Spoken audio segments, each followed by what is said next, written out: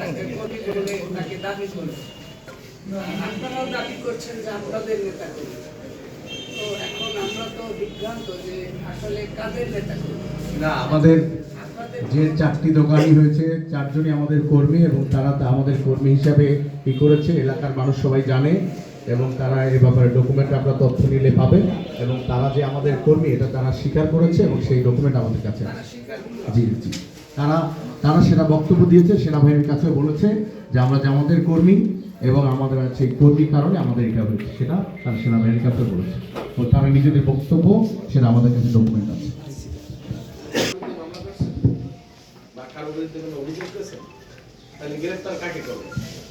সাংবাদিক আর বিজ্ঞ আইনজীবী দুটো একত্রিত টু ইন ওয়ান।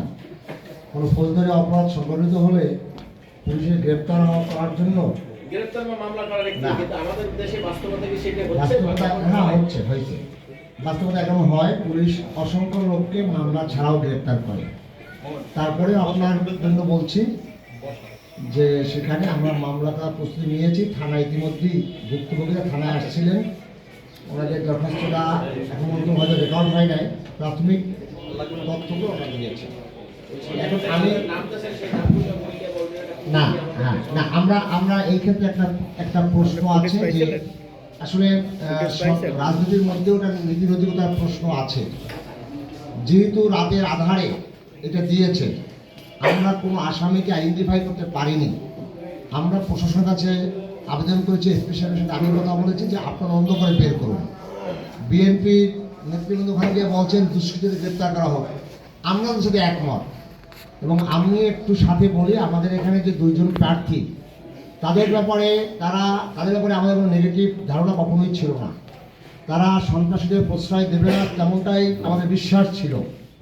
কিন্তু রাজাপুর এবং জানকাঠি 2টা জায়গায় তাদের উপরে যে বিশ্বাসটা আমরা ইতিপূর্বে রাখছিলাম, সেইটা বিশ্বাসটা কিছুটা ভঙ্গ হচ্ছে, আমাদের বিশ্বাস রাখতে পারছি না। আমরা কিন্তু সেখানে বিএনপির নাম নিয়েও বলি না যে বিএনপির লোকেরাই করছে, আমরা সন্দেহ করছি। কারণ ইতিপূর্বে এই সমস্ত লোকেদেরকে হুমকি দেওয়া হয়েছিল দাঁড়িপাল্লার পক্ষে কাজ করবে না। তো সেই ক্ষেত্রে আমি আপনাদেরকে একটু সময় নেব, একটা ভিডিও দেখাতে চাই। আমরা কিন্তু তাদের নাম বলি না, তাদের ওখানে গিয়া ডিফেন্ড করার প্রয়োজন ছিল না। আমরা বলছিলাম যেই বা যারাই করুক আপনারা তদন্ত করুন, কোনো ব্যক্তির নাম কোথাও উচ্চারণ করি নাই।